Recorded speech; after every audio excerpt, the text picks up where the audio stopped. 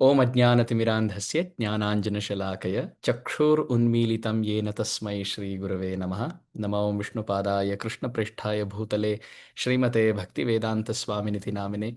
नमस्ते सरस्वते देवे गौरवाणी प्रचारिणे निर्विशेषशून्यवादी पाश्चात्यदेशतारिणे। श्रीकृष्णचैतन्यप्रभो नित्यानन्द श्री अद्वैत गदाधर श्रीवासदि गौरभक्तवृन्द। हृदयस्य प्रेरणया प्रवर्तितोऽहं वराकरूपोऽपि तस्य हरेः पदकमलं वन्दे चैतन्यदेवस्य। हरे कृष्ण कृष्ण कृष्ण हरे हरे, हरे राम राम राम हरे हरे। आप सभी वैष्णवी वृंद के चरणों में पुनः मैं नमस्कार करके आप सबके कृपा पात्र बनने योग्य नहीं है पर इच्छुक हूँ। इसी भाव से आप सबकी आशीर्वाद के लिए लालसा करते हुए हम विनम्र भाव से झुककर आप सबको नमन करते हैं। वांछा कल्पतरुभ्यश्च कृपा सिंधुभ्य एव च पतितानां पावनेभ्यो वैष्णवेभ्यो नमो नमः। ताये शृण्वन्ति गायन्ति ह्यनुमोदन्ति चादृता मत्परा श्रद्दधानाश्च भक्तिं विन्दति ते मयि। यदृच्छया मत्कथादौ जातः श्रद्धश्च ये पुमान् न निर्विण्णो नातिसक्तो भक्ति योगस्य सिद्धिदः। भागवत में वर्णन आया कि ताये शृण्वन्ति गायन्ति, जो कृष्ण कथा सुनते हैं, गायन्ति इसका गान करते हैं, और ह्यनुमोदन्ति चाद्रता आदरात्मक भाव से इसको जीवन में ग्रहण करते हैं। ग्रहण करने का अर्थ है कि कथा सुनना, पढ़ना, श्रवण करना, कीर्तन करना, मनन करना, उसका गान करना, दूसरों को सुनाना, और सदा सर्वदा इसका ही मनन चिंतन में मग्न रहना, लीन रहना, इसको कहते हैं ह्यनुमोदंती। और आदरात्मक भाव से यदि कोई ये करे, मत परा श्रद्धाधानाश्च, श्रद्धा भाव से प्रतिदिन ये करे, तो ठाकुर जी आशीर्वाद देते हैं भक्ति विंदति ते मई। ऐसा व्यक्ति के हृदय में प्रेमा भक्ति, निष्कलंकिनी भक्ति, अमला भक्ति, विमला भक्ति, शुद्धा भक्ति का प्रादुर्भाव अवश्य होगा। और जितनी मात्रा में वो भक्ति का प्रादुर्भाव चित्त में हो, यदृच्छया मत कथादौ जात श्रद्धश्च यपुमान, उसी मात्रा में न निर्विण्णो नाति सक्तो भक्ति योगो से सिद्धि। लोगों से प्रेम तो करेंगे पर आसक्ति रहित, और विरक्ति भी होगी जगत से, परंतु बिना कोई क्लेश के।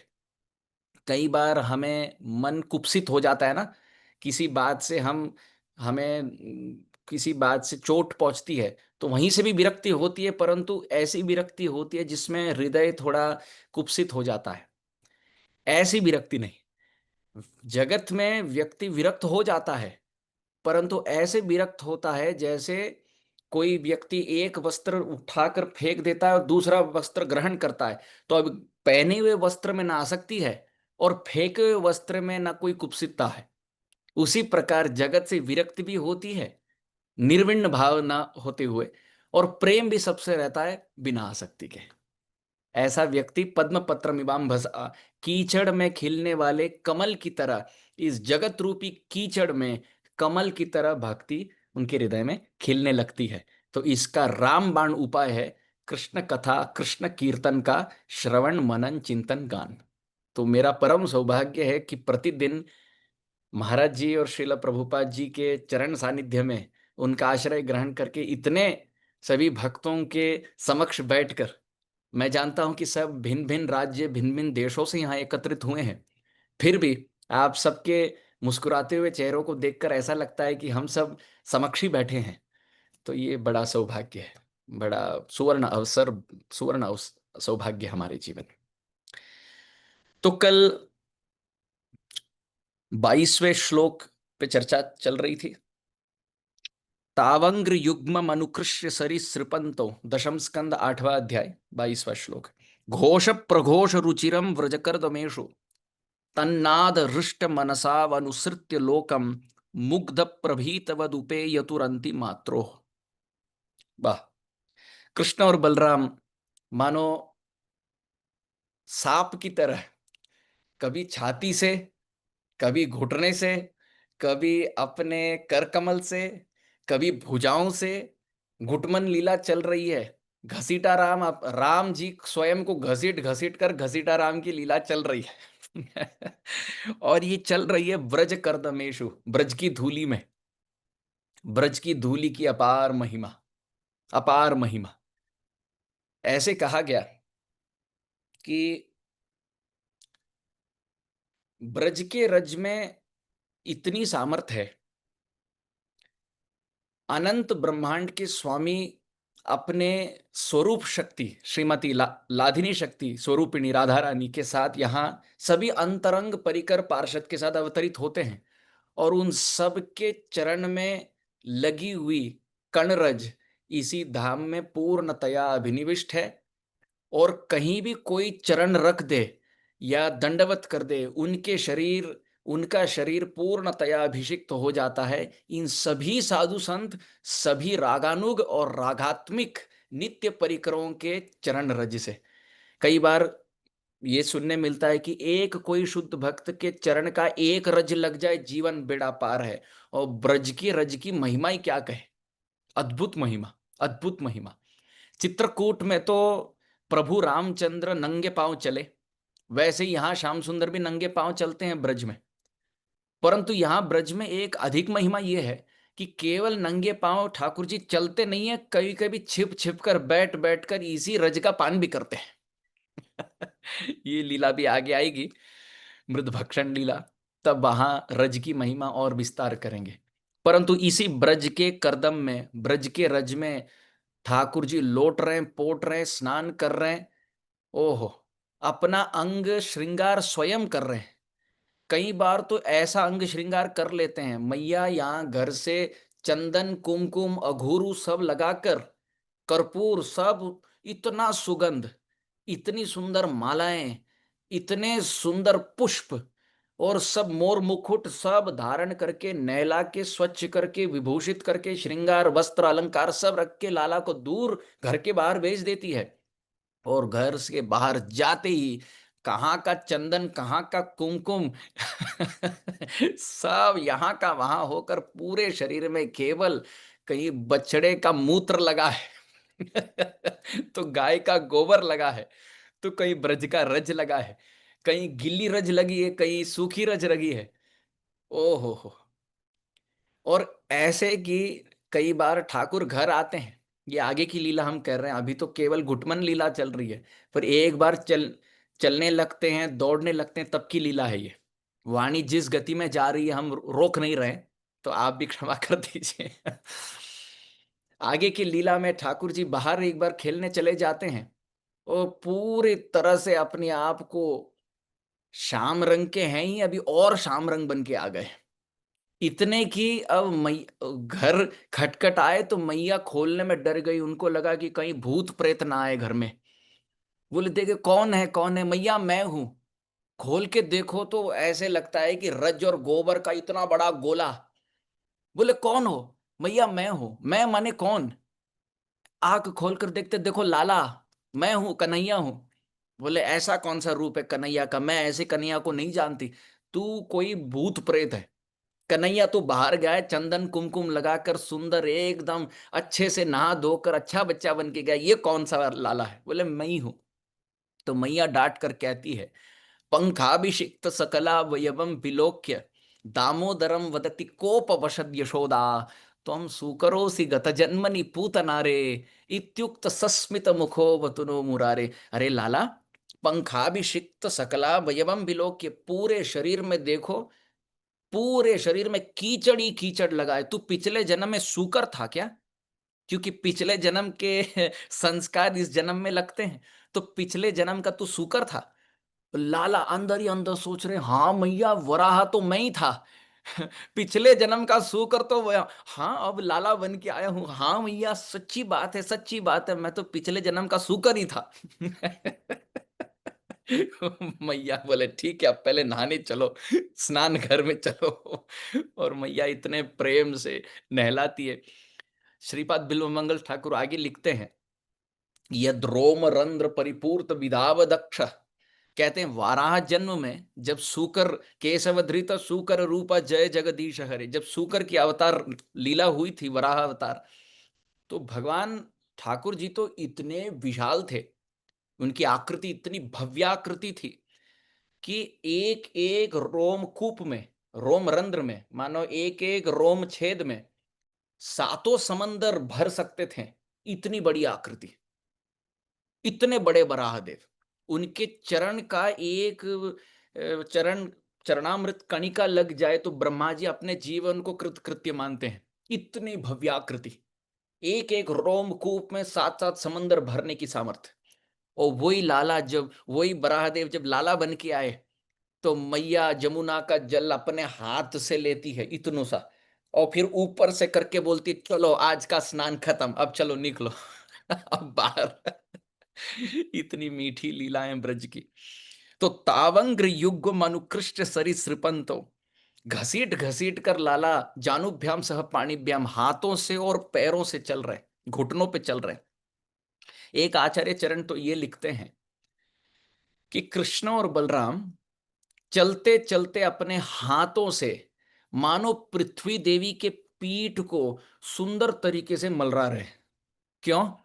क्योंकि जिस प्रकार ये हम सबका अनुभव रहा है, विशेष करके गांव में ये देखा जाता है, परंतु शहर में भी देखा जाता है, अधिकांश गांव में देखा जाता है, जब मैया सुबह से रात तक काम करे और थक जाए, पीठ में दर्द है, तो अपने छोटे से बच्चे को कहेगी, लाला थोड़ा चल ले पीछे। माँ सो जाती है, छोटे से बच्चे को कहती है, यहाँ पीठ में थोड़े खड़े हो जा, मेरे को अच्छा लगेगा। तो मानो पृथ्वी देवी ही माँ है। और जयतु जयतु पृथ्वी भारनाशो मुकुंदः, असुर रूपी कंस के अधर्मी कार्यों के कारण पृथ्वी रूपी मैया झुक गई है और पीठ में दर्द है। तो मानो कृष्ण और बलराम, दो छोटे लाला, लाला और दाऊ जी, अपने ही हाथों से और घुटमन लीला से मैया पृथ्वी के पीठ को मलरा रहे हैं। आचार्य चरण भी इतनी अद्भुत अद्भुत उत्प्रेक्षाएं और दृष्टि देते हैं कि एक एक लीला मानो खिल कर निकलती है। और घोष प्रघोष रुचिरम, चलते चलते कई बार कटिबंध की कटी घंटिया या किंकिणी या चरण की नूपुर ध्वनि बज रही है, और लाला और दाऊजी पीछे पीछे मुड़ मुड़ कर देख रहे हैं, पूरा मरोड़ कर देख रहे हैं। और केकी कंठाब नीलम, उनके मानो सुंदर सुंदर रेखाएं, त्रिरेख कंठ, कंठ में तीन तीन रेखाएं दिख रही है जैसे शंख में हो। और घोष का ये एक अर्थ हुआ। घोष का दूसरा अर्थ है कि गोकुल वासी सब ताली बजाकर स्पर्धा प्रतिस्पर्धा कर रहे हैं कृष्ण और बलराम में। और घोष प्रघोष, बोले हो देखो लाला आगे निकल गया, वो देखो दाऊ जी आगे निकल गए। एक से दोनों साथ लीला करने आए तो एक और दो दोनों को पक्षपात करके, एक को स्वपक्ष एक को विपक्ष बनाकर स्पर्धा प्रतिस्पर्धा खेल रहे हैं। और फिर ताली ताली बजाकर व्रज कर्तमेशु, उस स्पर्धा में कई बार एक कोई कीचड़ में गिर जाता है दूसरा कहीं फिसल जाता है और तन्नाद हृष्ट मनसौ अनुसृत्य लोकम, उनके मुस्कुराहट को और कभी कभी उनके रोने धोने को, ये दोनों मीठा है। सभी मातृ स्नेही ब्रज की गोपियां हंसती हैं, कृष्ण बलराम को अपने हाथों में लेती है, आलिंगन परिरंबन चुंबन करके लाड़ प्यार करती है दोनों लाला और दाऊ जी को। और कभी वापस पुनः नीचे रख देते हैं तो अनुसृत्य लोकम, ये दोनों बच्चे घूंघट वाली कोई भी मैया को अपना मैया मानकर पीछे पीछे चार कदम चल के फिर डर के पुनः फिर कोई और गोपी के पीछे चार कदम चलते चलते मुग्ध प्रभीत वदुपे यतुर अंतिमात्रो, फिर डर के मारे रोने लगते हैं। फिर यशोदा रानी और रोहिणी मैया दोनों आकर अपने अपने स्व निज सुत को उठाकर अपने स्तनपान कराकर परिरंभित करके आलिंगित चिपका कर, छाती से चिपका कर कभी सुला देती है, कभी गीत सुनाती है, कभी कहानी सुनाती है। खूब लाड़ प्यार, खूब लाड़ प्यार। जब ठाकुर जी बड़े होकर वृंदावन छोड़कर मथुरा चले जाते हैं, तब उद्धव जी से बहुत सुंदर मार्मिक बात कहते हैं। हे उद्धव, मैं तुम्हें क्या बताऊं कि ब्रज क्या है। ब्रज कोई स्थान नहीं, ब्रज कोई स्थान तीर्थ नहीं, ब्रज भाव तीर्थ है। हे उद्धव, ब्रजवासियों की प्रेम के विषय में तुम क्या जानो। मैं तुमको समझाता हूं कि ब्रजवासी कौन है, ठाकुर जी कहते हैं। और एक बहुत सुंदर ब्रजभाषा के पद में रत्नाकर कवि जगन्नाथ दास जी बड़े ब्रज रसिक कवि बने।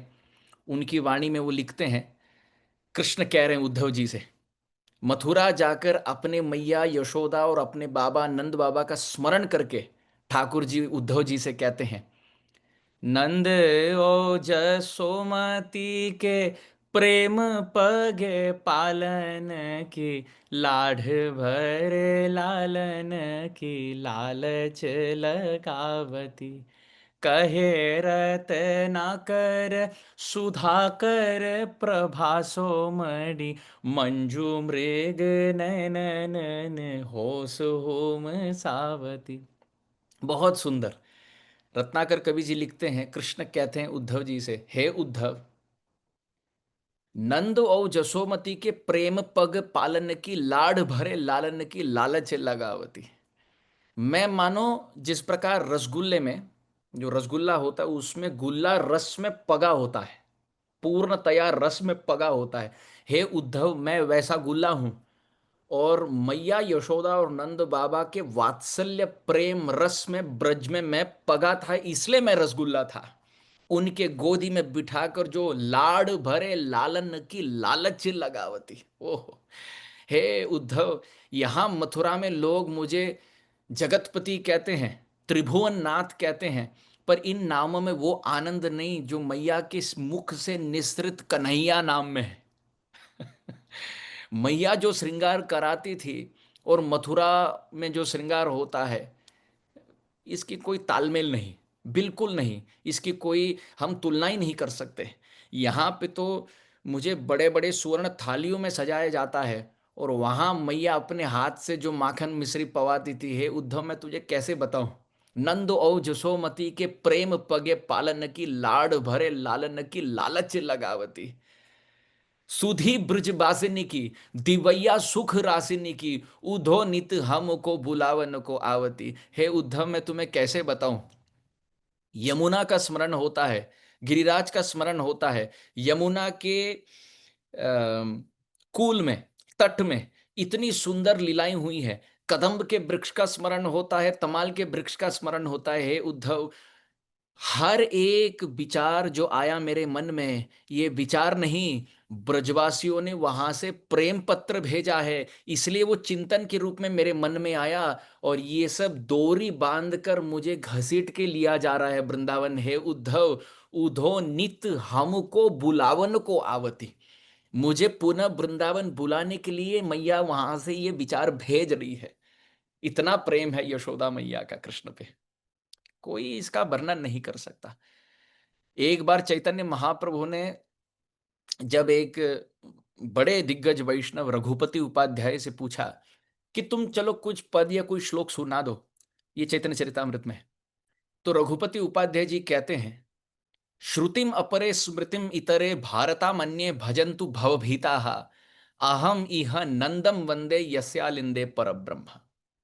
हे चैतन्य महाप्रभु, श्रुति और स्मृति, महाभारत और पुराण, वेद उपनिषद वेदांत, ये भले कृष्ण को भगवान माने, भले ये भगवान का भजन करे, मेरे इष्ट तो नंद और यशोदा हैं, जिनके प्रांगण में पर ब्रह्म स्वयं खड़े होने को सामर्थ्य लिखा, स्वयं सामर्थ्य पाया, खड़े होकर भागने की शक्ति पाई। गीता में तो ठाकुर कहते हैं, बलम बलवताम चाहम, बलवानों का मैं बल हूं, और इनको बल देने वाले नंद और जसोदा है। उनके प्रांगण में पर ब्रह्म भगवान सीखे रेंगना, खड़े होना, दौड़ना। जिनके कर कमल हस्त कमल को धर के ठाकुर चलना सीखे, वो नंद और यशोदा मेरे इष्ट हैं।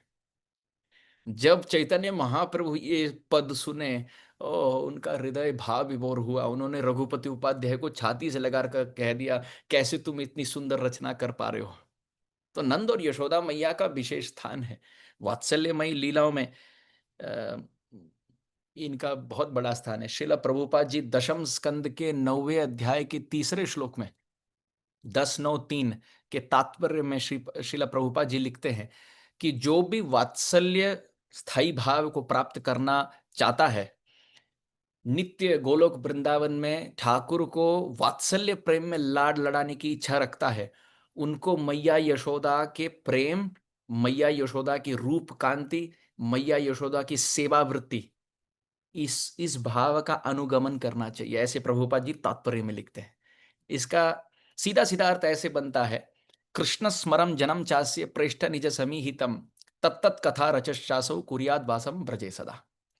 व्यक्ति को चाहिए कि जिस स्थायी भाव की प्राप्ति करनी हो, उस भाव के ठाकुर जी के परिकर पार्षद उन्हीं का स्मरण करे, उन्हीं से प्रार्थना करे और उन्हीं की सेवाओं का अनुगमन करे। ये अवश्य है। यदि कोई सख्य रति को प्राप्त करना चाहे तो कृष्ण बलराम की सेवा सुबल, श्रीदाम, वसुदाम, किंकिणी, मधुमंगल, मंडली, भद्र, इन सभी परिकरों के साथ। और यदि वात्सल्य प्रेम को प्राप्त करना चाहे तो कृष्ण बलराम की सेवा नंद, यशोदा, रोहिणी इत्यादि के साथ। और यदि माधुर्य रति को प्राप्त करना चाहे तो राधा कृष्ण की उपासना, ललिता, विशाखा, इंदुलेखा, रंग देवी, सुदेवी, चित्रा, चंपक, लता, तुंग विद्या, श्री रूप मंजरी, पद सई मोर संपद सई मोर भजन पूजन, वो मार्ग अलग हो जाता है। तो कहने का आशय है कि यहाँ इतनी सुंदर मधुर, इतनी सुंदर लीला है।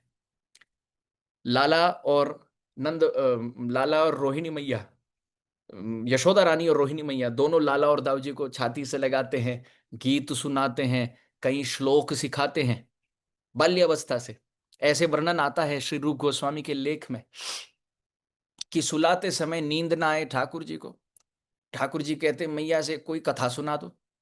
मैया को अब कहाँ समय की पुराण पढ़े और भागवत सप्ताह सुने, मैया को तो समय ना है, पूरा दिन तो घर के काम में समय लग जाता है, कहाँ से पढ़े लिखे। तो ठाकुर जी पूछते हैं कि कोई कथा सुना दीजिए मैया। तो मैया कहती है ठीक है, एक कथा सुना देती हूँ, मीठी कथा है, लाला सुन ले। लाला एकदम उत्सुक होकर पलंग पे लेटे और सुन रहे। मैया कहती है बहुत पहले एक बड़े राजा थे जिनका नाम था हिरण्यकशिपु। और हिरण्यकशिपु के 5 बरस का पुत्र था जिनका नाम था प्रहलाद। जैसे 7वें स्कंद में 10 अध्याय में प्रहलाद चरित्र है, उसको मैया ने 10 सेकंड में सुना दिया। 10 सेकंड में सुना दिया। और जब वो संदर्भ आया, वो क्षण आया जब मैया कहती है कि स्तंभ से मानो दहाड़ने की ध्वनि सुनाई पड़ी, लाला उठ के बैठ गए, वाह कर रहे हैं। मैया बोले कहां से, तुझे कैसे पता है कि कैसी आवाज आती है? लाला कहते हैं आपको पता है वो जो नरसिंह अवतार हुआ, आपको पता है वो नरसिंह कौन है? वो यही मैं ही हूं, मैं ही तब नरसिंह बना था। मैया बोले वाह, तू इतना छोटा सा है तू और तभी नरसिंह बना था, तुझे कैसे पता ये नरसिंह है? बाहर जाते हो, ब्रजवासी के मुख से कथा सुन के आते हो, फिर अभी मैं कथा कहती हूँ तो आधी आधी बीच में टोकते हो। लाला तुम जानते हो ये कथा? लाला कहते हैं मैं जानता हूं, क्योंकि वो मैं ही हूं, प्रहलाद मेरा ही भजन किया। मेरा ही भक्त था प्रहलाद। मैया ये कथा तो प्रसिद्ध है, पड़ोसी के बच्चे भी जानते हैं, अब कुछ नई मीठी कथा सुनाइए। अब मैया के पास 2-3 कथा ही हैं, अब कहां से नई नई कथा लाए? ये रूप गोस्वामी पाद लिखते हैं पद्यावली में। तो मैया कहती है ठीक है, अलग कथा सुनाती हूं। एक बार एक बड़े विशाल राजा थे, बहुत प्रसिद्ध थे, उनका नाम था दशरथ महाराज। और फिर 24,000 श्लोक वाल्मीकि रामायण को संक्षिप्त में 24 सेकंड में सुना दिए। और वो संदर्भ आया जब मैया सीता का स्वयंवर हो रहा था। वो मैया कहती है कि सीता देवी ने हार पहना दिया प्रभु राम को, और कहते कहते लाला मुस्कुरा रहे हैं, लज्जित हो रहे हैं। मैया पूछते तू काहे को लज्जित हो रहा है, कथा तो राम की हो रही है, शाम क्यों लज्जित हो रहे हैं? तो ठाकुर जी कुछ नहीं कह रहे हैं, मुस्कुरा रहे, मंद मंद मुस्कुरा रहे। फिर कथा आगे चली। आगे चलते चलते सीता अपहरण का भयावह घटना घटी कथा में। मैया कहती है कि रावण आया और सीता को साधु वेश में होकर मानो भ्रम छल से उन्होंने अपहरण का प्रयास किया। कहते कहते लाला पलंग में उठकर खड़े हो गए और क्रोध आवेश में हाथ अपने कटी में रखकर कहते हैं भैया, लक्ष्मण, जाओ बाण ले आओ, अभी इसको मैं मार गिराता हूं। मैया बोले लक्ष्मण, बाण चाहिए तुझे, धनुष चाहिए, और तू अब मार गिराएगा? लाला बोलते हाँ, मैं राम हूं और दाऊ जी लक्ष्मण है। तब से दाऊ जी भागकर आते हैं, बोले मैया, लाला जो कह रहा है ये सत्य कह रहा है। मैया कहती है अच्छा, तू भी इसमें मिला जुड़ा है। तो दाऊ जी कहते हैं मैया आपको मैं सच बात कहता हूं, ये विष्णु है, मैं शेषनाग हूं। ये राम है तो मैं लक्ष्मण हूं, और आपका सौभाग्य है मैया कि अब ये कृष्ण है और मैं बलराम हूं। मैया बोलती है दाऊ जी एक बात बता दू, यहां बैठ बैठ, एक बात बता दे, तू इतना सब जानता है, तू विष्णु जानता है, तू अनंत शेष जानता है, तू राम लक्ष्मण जानता है, और अभी कृष्ण बलराम भी जानता है, तू सब जानता है। मेरे को एक बात बता दे, एक प्रश्न का मुझे निवारण बता दे, एक समस्या पूर्ति करा दे। प्रश्न ये है कि पूरे दशावतार को दूसरा कोई घर नहीं मिला, केवल मेरा ही घर मिला जन्म लेने के लिए। हर युग के अवतार केवल मेरे ही चौखट पर आकर जन्म लेते हैं। दाऊ जी कहते हैं मैया आपका सौभाग्य ब्रह्मा जी भी नहीं कह सकते, उतना सौभाग्य है आपका। मैया काटी उठाकर कहती है दामोदर लीला दामोदर के साथ ही नहीं बलराम के साथ भी मैं कर सकती हूँ। सुनते सुनते दाऊ जी ना ना ना करके घर के बाहर भाग जाते। इतनी सुमधुर बाल्य लीलाओं का वर्णन है। चलिए आगे देखिए 24वां श्लोक। यर्हंगना दर्शनीय कुमार लीला अंतर ब्रजे तदबला प्रगृहीत पुच्छै वत्सैर इतस्तत उभाव अनुकृष्यमाणौ प्रेक्षन्त्य उज्झित गृहा जहृषु हसन्त्या। श्रीपाद वल्लभाचार्य महाप्रभु कहते हैं, अब लाला और दाऊ जी इस श्लोक में उनके सुबोधनी टीका में, कि इस लीला में, इस श्लोक की लीला में लाला और दाऊ जी दोनों 2 बरस के हैं, 2 years old। छोटे हैं दोनों। एक को नील पीताम्बरेशो वर्णन आया, नील पीताम्बराढ्यो जगत जनन हेतु राम कृष्ण नतोस्मि। वर्णन आया कि लाला इतने छोटे से, उसमें पैर इतना छोटो सा, और उसमें धोती लगाई गई पीली कचोटी, पीली धोती वो भी घुटने तक। लाला इतना छोटा सा, उसमें पैर इतना छोटा सा, उसमें धोती घुटने तक। तो सोचिए कितनी छोटी धोती होगी, जैसे राधा रमन लाल के कई बार धोती होती है केवल घुटनों तक, वैसे लाला। लाला है नीले रंग के, मानो मेघ श्याम वर्ण के, और धोती है पीरी पीतांबरी। और दाऊ जी एकदम विपरीत, वो मानो पूर्णिमा की तरह है, और धोती है नीले रंग की। मानो कहने का आशय ये है, हृदय में जो भाव है वो बाहर प्रकट हो ही जाता है, रहस्यमय कोई बात रहता ही नहीं। बलराम जी के हृदय में क्या भाव है, वो कृष्ण का ही स्मरण कर रहे हैं अंदर, इसलिए बाहर धोती भी कृष्ण की ही अंग कांति की है। और ठाकुर जी अंदर ही अंदर श्री जी श्रीमती राधा रानी का ही स्मरण कर रहे हैं, तो बाहर उनकी धोती भी पीतांबर वस्त्र हो गई। पीतांबर धरस्रग भी साक्षात मनमथ मनमथ। इस श्लोक में लीला देखिए, यर्ह्यंगना दर्शनीय कुमार लीला अंतर ब्रजे तदबला प्रगृहित पुच्छे। पुच्छ कहते हैं पूंछ को। किन के पूंछ को? तीसरे पद में देखिए, वत्सई इतस तत उभाव अनुकृष्य मानो। लीला ऐसी है कि रेंगते रेंगते लाला और दाऊजी थक जाते हैं, तो कई बार कोई सोई हुई बछड़े को देखते हैं, बछड़ी सोई है और पीछे से पूंछ इतनी लंबी सी, तो लाला और दाऊजी जाकर देखते, देखो लाला, दाऊजी कह रहे हैं लाला इसको देखो पूंछ निकली है, हमें पूछना है। देखो ऐसे पीछे पीछे देख रहे हैं, हमें पूछना है, देखो जाके देखो ये पूंछ कैसा है। तो एक पक्ष से लाला, दूसरे पक्ष से दाऊ जी, दोनों गए और एक एक पूंछ को अपने हाथ से धर लिए।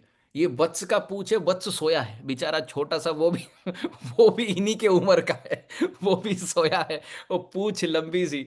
और ठाकुर जी एक पूंछ को जाके पकड़ लिए, दाऊ जी दूसरे पूंछ को जाके पकड़ लिए। वो पकड़ते पकड़ते वत्स बछड़ा डर गया, अरे किसने धर लिया, पीछे तो देख नहीं रही है, तो कौन किसने पकड़ लिया? डर के मारे बछड़ा भागने लगता है या भागने लगती है, और ये अब भागते भागते ठाकुर जी, लाला और दाऊ जी दोनों डर गए। अब यदि हाथ छोड़ दे तो हम गिर जाएंगे, और धर के रखे तो घसीटे जाएंगे।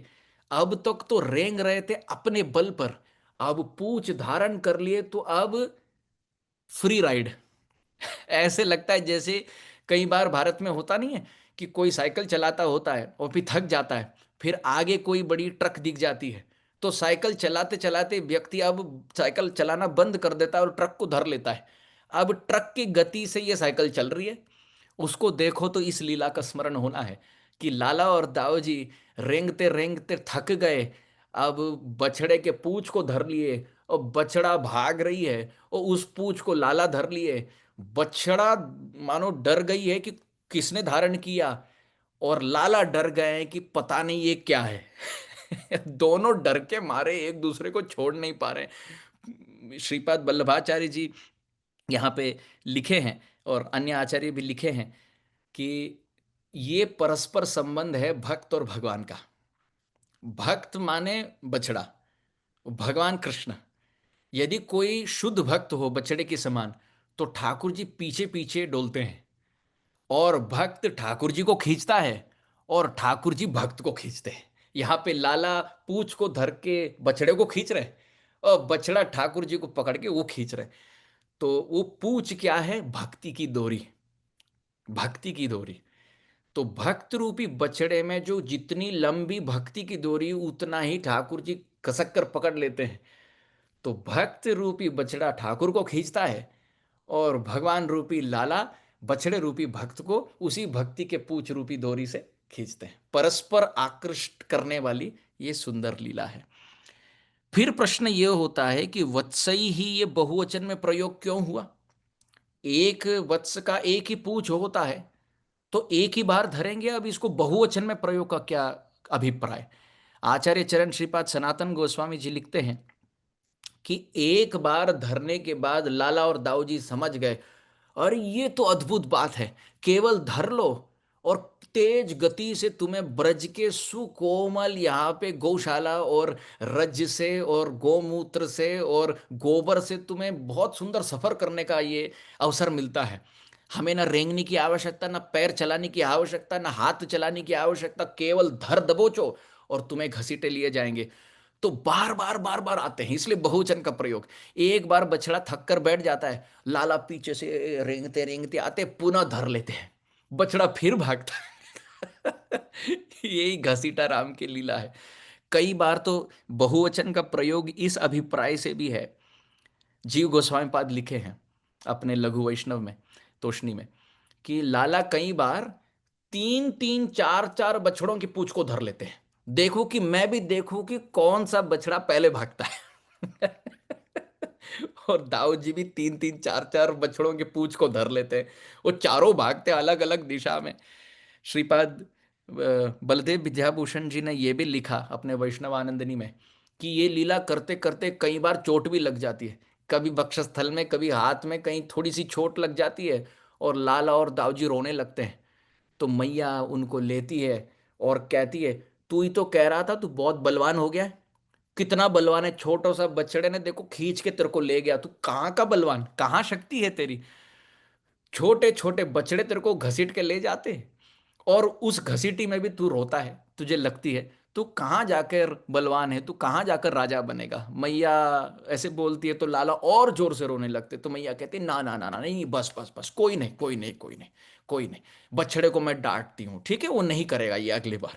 फिर दाऊ जी और लाला दोनों गोदी में सोकर मन मन मुस्कुराते हैं। बहुत अद्भुत अद्भुत यहाँ पे लीला है। प्रेक्षंत उज्जित गृहा जहृषु हसंत्य। और इसको देखकर अन्य मातृ स्नेही गोपियां जो अपने अपने रसोई घर में सेवा कर रही है, अपने खिड़की से देखते बोले, देखो देखो लाला ने देखो बछड़े के पूंछ को धर लिया, और देखो देखो दाऊ जी ने देखो बछड़े के पूंछ को धर लिया। और रसोई की सेवा तो वहीं की वहीं छूटी। रसोई छूटने की बात छोड़ दो, घर छूट जाती है बड़ों बड़ों की। इस जगत के भजनानंदी भक्तों का भी घर छूट जाता है ठाकुर जी की लीला सुनकर। बड़े बड़े दिग्गज संन्यास ले लेते हैं, क्यों? क्योंकि भौतिक संसार में वो सुख नहीं जो ठाकुर जी के इन तिरछी चितवन में, इन सुंदर ब्रज के लीलाओं में है। तो ब्रज की लीला सुनकर केवल वहां के पड़ोसी मातृ स्नेही गोपियों का रसोई घर नहीं छूटता, इस घर के बद्ध अवस्था में कली काल ग्रस्त जीवों का भी घर छूट जाता है। और यही सब मैया बाहर, घर के बाहर आती है, बोले देखो लाला देखो क्या कर रहा है, रे रे रे रे रे, देखो क्या कर रहा है, कहाँ के गोबर से घसीटा ले जा रहा है। और कहा गया यहाँ के हाथ में चंदन के बजाय पूरा गोबर लगा है। और यहाँ के हाथ में कुमकुम के बजाय बछड़ों का मूत्र लगा है। और इस अवस्था में लाला घर आते हैं। अब आगे आके देखिए 25वें श्लोक में, श्रृंग्यग्नि दंष्ट्र्यसि जल द्विज कंठकेभ्य क्रीड़ा पराव अति चलौ स्वसुतौ निषेद्धुम गृह्याणि कर्तुमपि यत्र न तज्जनन्यौ शेकात आपतुरलम मनसो नवस्ताम। यहाँ पे अब अभी तक तो 24 में बाहर, घर के बाहर क्रीड़ा हो रही थी, अब ये घर के अंदर की क्रीड़ा है। देखिए कितना भयावह है। श्रृंगी, श्रृंगी कहते हैं सिंग वाले जानवरों का, जैसे विशेष करके बैल जिसके सिंग होते हैं, सांड, बैल इत्यादि जैसे श्रृंग। अग्नि कहते हैं प्रज्वलित अग्नि को। और दमष्ट्री कहते हैं दांत वाले पशुओं को, जैसे बिल्ली, कुत्ता, बंदर इत्यादि। असी कहते हैं तलवार को। कई बार भागवत के पाठांतर में असी के बजाय शब्द अही लगा है, अही माने सांप।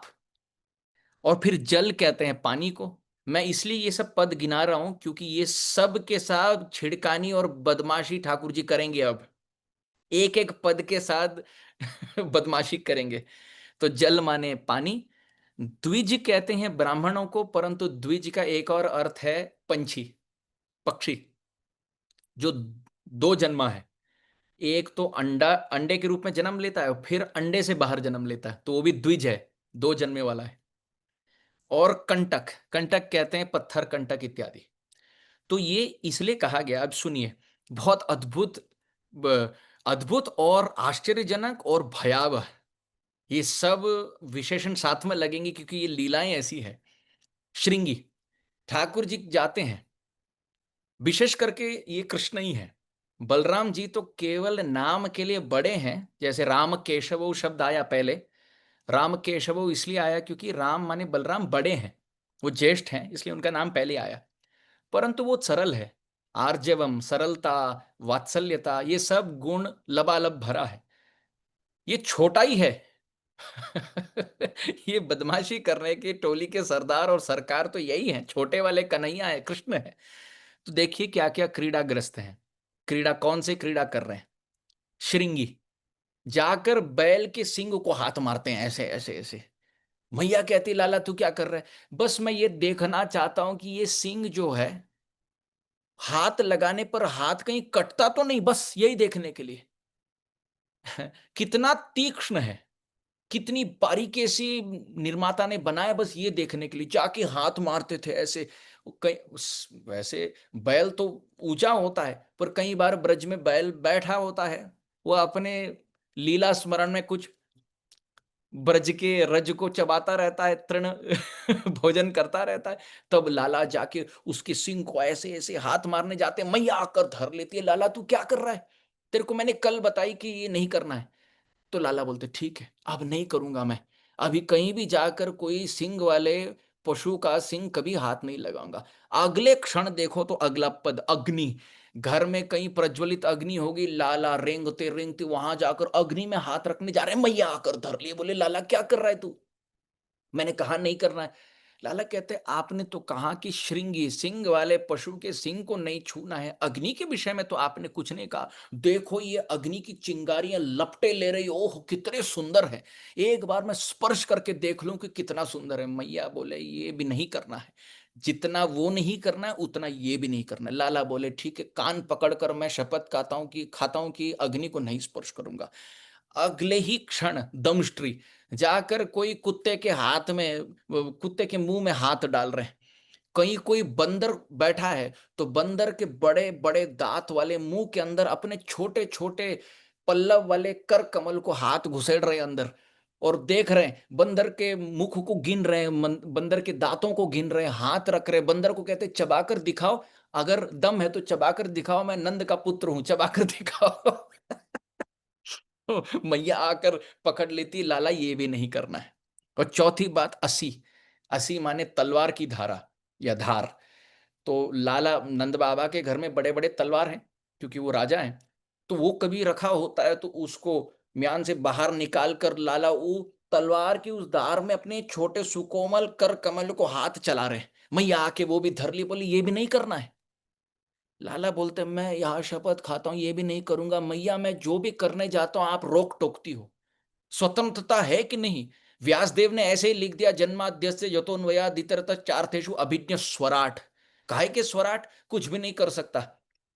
मैं अग्नि के लपटों को धरने जाता हूं तो आप मना कर देती है, सिंह दबाने जाता हूं तो मना कर देती है, मैं बंदर के मुंह में हाथ डालूं तो आप मना कर लेती है, असी अब तो तलवार की धार को पकड़ने जाऊं तो आप मना कर देती है। पाठ्यंतर में असी के बजाय अही शब्द है। अही माने सांप। कई बार सांप जो कुंडली आकार लगाकर बैठा है, लाला जाकर उस सांप में सो जाते हैं ऐसे। देखिए पिछले जन्म के जो भी संस्कार हैं वो तो आएंगे। विष्णु भगवान के अवतार में ये शेषशायी है, तो जहां भी ब्रज में सांप दिख जाए, कुंडली आकार लगाकर बैठा है, तो ठाकुर जाके वहां लेट गए। अनंत पद्मनाभ स्वामी जैसे भोग शयने नारायणे माधवे जाकर लेट जाते हैं। मैया वहां से भी आकर ले आती है। अच्छा, फिर जल है शब्द। मैया कई बार लाला को ले जाती है और तट पे रखती है, क्योंकि मैया स्नान कर रही है यशोदा कुंड में, और लाला को कहते वहीं रहना, ठीक है, अंदर मत आना।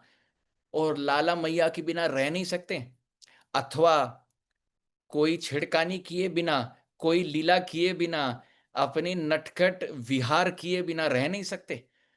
तो मैया वहां यशोदा कुंड में स्नान कर रही है, लाला को तट पे रखिए, तट से चल चल कर वस्त्र सब छोड़ दिए पीछे। कई बार ठाकुर की धोती निकल गई, कोपिन निकल गया, नंगम नंगम चल रहे हैं ठाकुर जी छोटे से बाल गोपाल रेंग रहे हैं, और आकर जल की ओर प्रवेश कर रहे हैं। ना तैरना जानते हैं, कुछ नहीं जानते। हम जैसे जो डूब रहे हैं, इनको उबारना जानते हैं, पर ब्रज के जल में स्वयं तैरना नहीं जानते। जल में प्रवेश करने का प्रयास करते हैं तो मैया आकर धर लेती है, जल में प्रवेश नहीं करना है, तू डूब जाएगा, तुझे अभी तक तैरना नहीं आता। फिर आगे द्विज शब्द आया। द्विज माने पक्षी। तो कई बार मोर होते हैं, और मोर सांप को मारकर खाते हैं, तो उनके मुख में कई बार सांप का जहर होता है, और लाला जाकर उसी मोर के चोंच में हाथ डाल रहे हैं। कई बार बड़े बड़े चोंच वाले पक्षी होते हैं, उनके पास जाके उनको आलिंगन कर रहे हैं। परमात्मा का प्रेम इतना निर्मल है सभी जीवों के प्रति, परंतु ऐसा उसको प्रतीत करना है, ऐसे उसको प्रकट करना है, ये कदापि ब्रजलीला में ये संभव नहीं, मैया की दृष्टि में तो संभव नहीं। तू प्रेम रख ले अपने हृदय में, परंतु जाकर पक्षी से, कोई पक्षी को जाके परिरंभित कर मत।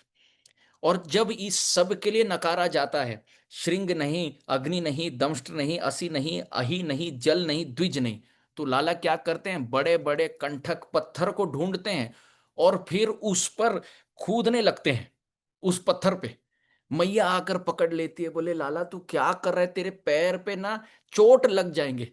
मैं लाला कहते हैं, ना हाथ से आग स्पर्श कर सकता हूं, ना पानी में तैर सकता हूं, ना तलवार की धार को धर सकता हूं, न सांप के शरीर पे लेट सकता हूं, अब तो पैर से पत्थर को छू भी नहीं सकता, मैया तू बहुत रोक टोक कर रही है इतना नटखट बाल गोपाल हो तो मैया का हृदय देखो, हर क्षण कहीं ये तो नहीं कर रहा, कहीं वो तो नहीं कर रहा, बस भयभीत होकर, ये मानो प्रेम के तरंगे हैं। ये भी दिव्य उन्माद के सात्विक विकार है ये भय। ये भौतिक भय नहीं है, क्योंकि इसमें प्रभु का ऐसा प्रगाढ़ तैल धारावत चिंतन चल रहा है। ना इस पार ना उस पार, ना बाएं ना दाएं, केवल ठाकुर का स्मरण, केवल नंद गोपाल का स्मरण। इस पे एक आचार्य चरण लिखते हैं, इन सभी लीलाओं के पीछे एक बहुत गूढ़तम बात छिपी है।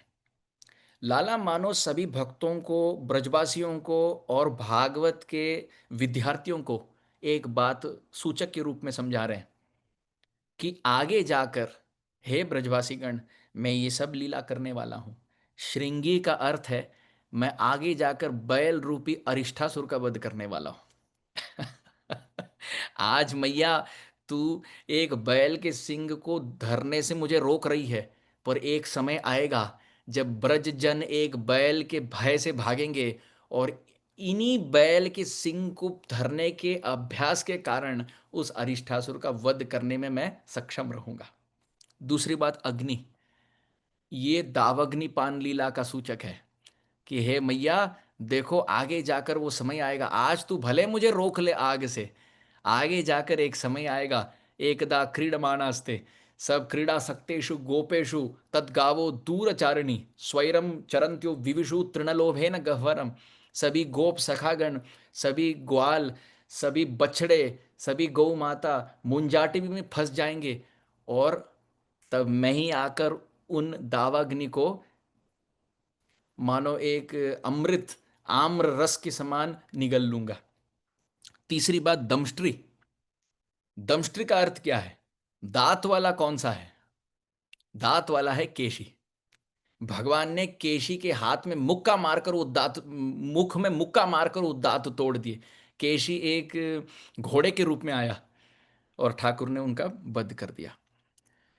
फिर असी अथवा अथवा अही, सर्प, ये दो लीला का सूचक है, एक कालिया दमन और दूसरा अघासुर। देखिए कितनी अद्भुत उत्प्रेक्षा है, ये एक ही श्लोक में कितनी लीलाएं छिपी है।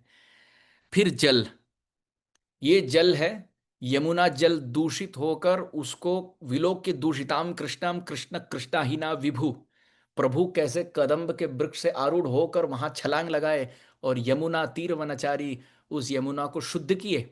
और केवल जल को शुद्ध ही नहीं किए, यमुना के तट पर भिन्न भिन्न प्रकार की ब्रज लीलाओं को प्रकट किए, जैसे ब्रह्म विमोहन लीला, जैसे रास लीला, ये सब लीला जल इस शब्द से सूचक हो जाता है। फिर आगे द्विज, द्विज कहते हैं पक्षी को, और यहां से बकासुर की लीला का मानो दिग्दर्शन हो रहा है। और कंटक कौन है? ये सब करने के बाद द्वापर युग का सबसे बड़ा कंटक कौन था? कंस महाराज। तो कुवलया पीड़ और चाणूर मुष्टिक और फिर कंस, और फिर उसके आगे दंत वक्र शिशुपाल इत्यादि, वो सब कंठकेभ्य बहुवचन में। तो मानो श्रृंग्यग्नि दंष्ट्रसी जलक द्विजकंठकेभ्य, इस एक पद में भगवान के भक्त मन रंजन लीला भी है, जैसे मैया यशोदा के साथ बाल विहार करते हुए, और साथ साथ दुष्ट दमन लीला का भी, गर्भगंजन लीला का भी इसी एक पद में मानो दिग्दर्शन संकेत हुआ। तो इस प्रकार लाला बहुत ही नटखट और क्रीड़ाशील रहे। नंद बाबा एक बार, जैसे नंद बाबा के घर में शालिग्राम जी की सेवा होती है, तो श्री सूरदास जी लिखते हैं बहुत सुंदर पद में कि एक बार नंद बाबा जमुना का जल मटके में धर ले आए ताकि घर के शालिग्राम शिला की सेवा कर सके, और साथ साथ कमल के पंकज पुष्पों को भी तोड़ लाए, पत्र तुलसी के पत्तों को ले आए, और अच्छे से आकर पूरे उस देवालय को गाय के गोबर से मानो लेप लगाकर स्वच्छ किए, आसन ग्रहण किए, आचमन किए, सभी सामग्री को स्वच्छ किए, जल से धो लिए, और लाला भी बाजू में खेल रहे हैं। नंद बाबा सेवा कर रहे हैं शालिग्राम जी की, और लाला, छोटे से लाला, खेल रहे हैं। मैया रसोई घर में है, बाबा देवालय में है, और छोटा सा कृष्ण यहां क्रीड़ाशील है, खेल रहा है। इसके बीच में पर्दा खुल जाती है और शालिग्राम जी है, तो नंद बाबा झुकते हैं, लाला को कहते हैं लाला तू भी झुक। तो लाला भी झुक रहे हैं, ऐसे दंडवती दे रहे हैं, अपने आप को ही दंडवती। वो विष्णु मूर्ति में वहां बैठे हैं, यहाँ कृष्ण मूर्ति में साधक रूप में विष्णु मूर्ति को दंडवत दे रहे हैं। फिर नंद बाबा सिखा रहे हैं लाला को, देखो इसको घंटी बोलते हैं, इसको बजानी है, ठीक है, मैं आरती शुरू करूंगा, तुमको घंटी बजानी है। तो लाला कहते हैं आरती से पहले ठाकुर जी कुछ पाएंगे नहीं, मैं तो उठते उठते पहले मैया मुझे कुछ मिठाई दे देती है मुंह में, और फिर आरती वारती होती है, मानो मेरा श्रृंगार होता है। तो नंद बाबा कहते हैं ठीक है, चलो हम ठाकुर जी को कुछ खिला देते हैं। क्या खिलाएं? लाला बोलते हैं माखन मिश्री खिला दो, बड़ा प्यारा है ठाकुर जी को, विष्णु को माखन मिश्री बड़ा प्यारा है। देखो ठाकुर जी अपने श्री मुख से कह रहे हैं, तो नंद बाबा ने मैया ने बनाई हुई माखन मिश्री को ठाकुर जी को अर्पण किया। अब अर्पण करने की विधि में भी नंद बाबा श्लोक बोल रहे हैं, और घंटी दे दी छोटे बाल गोपाल के हाथ में, बाल गोपाल घंटी बजा रहे हैं ऐसे ऐसे ऐसे ऐसे ऐसे करके आड़ा टेढ़ा घंटी बजा रहे हैं, और नंद बाबा श्लोक उच्चारण कर रहे हैं और ठाकुर जी को पवा रहे हैं। उसके बाद पर्दा लगा, वो पर्दा लगा तो लाला वहां से रेंगते रेंगते पर्दे के पीछे से देख रहे हैं और नंद बाबा को बोल रहे हैं, देखो पा नहीं रहे हैं ठाकुर जी, कुछ भी नहीं, वो ऐसे का वैसा ही है, ठाकुर जी कुछ पा नहीं रहे। नंद बाबा कहते हैं ऐसे देखना नहीं, चलो यहाँ के बैठो, यहाँ के बैठो। फिर थोड़े समय के बाद पर्दा खुल जाता है। पर्दा खुलने के बाद देखो तो प्रसाद वैसे का वैसा है। ठाकुर जी कहते, देखो मैं तो कहता हूँ कि ठाकुर जी कोई नहीं होता यहाँ पे, या कोई ठाकुर जी नहीं, कोई कुछ पाता नहीं, ये सब बेकार है, ऐसा कुछ नहीं होता। तो नंद बाबा यशोदा रानी की ओर देखते, देखो कहीं हमारा छोटा सा सुपुत्र बड़ा होकर नास्तिक ना बन जाए, देखो कैसे उठ पटांग बातें कर रहा है कि ठाकुर नहीं है, ठाकुर नहीं है। मैया यशोदा कहते इतना छोटा सा है, अब इसको सिखा देंगे, बड़ा होकर बड़ा भक्त बनेगा, है ना लाला, तू बड़ा भक्त बनेगा। हाँ हाँ मैया, मैं बड़ा भक्त बनूंगा, बहुत बड़ा भक्त बनूंगा। उसके बाद आरती कर रहे हैं नंद बाबा, ओ लाला यहाँ पे घंटी दिखा रहे। छोटी सी आरती होने के बाद अभिषेक का समय आया। अभिषेक की सामग्री में अब पंचगव्य है, पंचामृत है, तो दूध है, दही है, शहद है, और बहुत मीठा जल है, सब शालिग्राम शिला के ऊपर अर्पण है। ये सब चरणामृत के रूप में पकड़ा गया और नंद बाबा ने स्वच्छ करके शालिग्राम जी को विराजमान किया और वो थाली लेकर अंदर चले गए। जैसे हम चरणामृत को एक थाली में पकड़ते हैं, वो जाके फिर दूसरे मटके में उसको ये कर देते हैं, तो वैसे ही नंद बाबा अंदर की ओर चले गए और केवल लाला और ठाकुर, ठाकुर माने शालिग्राम जी, नंद बाबा पलट कर आते हैं, दोनों गायब। वहां पे ना शालिग्राम जी हैं, ठाकुर जी हैं, और ना लाला है। नंद बाबा देख रहे हैं कहाँ गए, अब तो पूरा पंचामृत अभिषेक करा के हमने आसन में बिठा दिया, अब तो ठाकुर जी गायब। यशोदा देखो कहाँ है, ठाकुर जी नहीं है। यशोदा कहती, ठाकुर जी तो तुम ढूंढो, मेरा लाला कहाँ है, पहला मैं लाला ढूंढूंगी। लाला देखो तो कहीं दूसरे कमरे में कोने में बैठा है, और इतना बड़ा मुंह ऐसे करके। नंद बाबा बोले, क्या हो गया, छिपके क्यों बैठे हो, एक शब्द बोल नहीं पा रहे। मैया यशोदा बोली, लाला मुंह में क्या छुपा रहा है, और एक दो उंगली क्या डाल के देखी तो लब करके बड़ा सा शालिग्राम शिला निकला मुंह से। लाला ने पूरे शालिग्राम को मुख में रख दिया। क्यों, इतना इतना स्वादिष्ट होगा ना, अब उसमें दूध भी है, दही भी है, उसमें शहद भी है, मीठा जल भी है, पूरा पंचगव्य पंचामृत सबका मिश्रण एक गुलाब जामुन की तरह शालिग्राम है। लाला ने पूरे शालिग्राम को लेकर मुख में रख दिया और फिर बाहर उसको अर्पण कर दिया। नंद बाबा कहे वो अनर्थ हो गया, अनर्थ हो गया। यशोदा कहे कोई अनर्थ नहीं हुआ, बहुत सुंदर है, हमारा लाला इतना मीठा है, आप तो सब मिठाई को अर्पण करते ही हो, तो देखो सबसे बड़ी हमारे जीवन की जो कमाई है, सबसे जो मीठा धन है हमारा, वो भी ठाकुर को अर्पित है। आगे से लाला ऐसे करना नहीं, ठीक है। लाला बोले नहीं, नहीं करूंगा। फिर उसको शालिग्राम लेकर उसको धोकर नंद बाबा ने पुनः आसन में बिठा दिया। सूरदास जी कहते हैं, इतनी अद्भुत वात्सल्य लीला नंद और यशोदा का सौभाग्य है। जो सुख सूर अमर मुनि दुर्लभ, सो नंद भामिनी पावे। जो सुख किन्हीं को भी सुलभ नहीं, जो अत्यंत दुर्लभ सुख है, अनुभव है, वो नंद और यशोदा को प्राप्त है। इसलिए नंद किम अकरोत् ब्रह्मन्, श्रेय एव महोदयम, यशोदा च महाभागा, पपौ यस्य स्तनम हरि।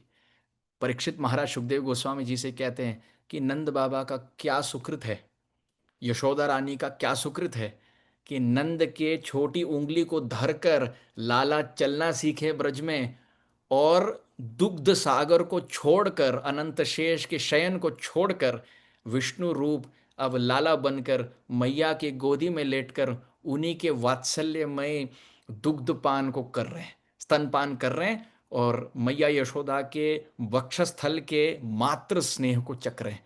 नंद और यशोदा का क्या सौभाग्य है, नंद और यशोदा का क्या सौभाग्य है। ये हो गया 25वां श्लोक। अब 26 से विषयांतर होता है। क्यों, 26 श्लोक 27 28 से ये क्रम में ठाकुर जी अब चलना सीखते हैं, और जब चलना सीखते हैं तो मटके भी तोड़ेंगे और माखन की चोरी भी होगी, और ये सब विषय कल होगा। कल के बैठक में इसका सब विस्तार होगा। वांछा कल्पतरुभ्यश्च कृपा सिंधुभ्य एव च पतितानां पावनेभ्यो वैष्णवेभ्यो नमो नमः। श्रील प्रभुपाद जी की जय।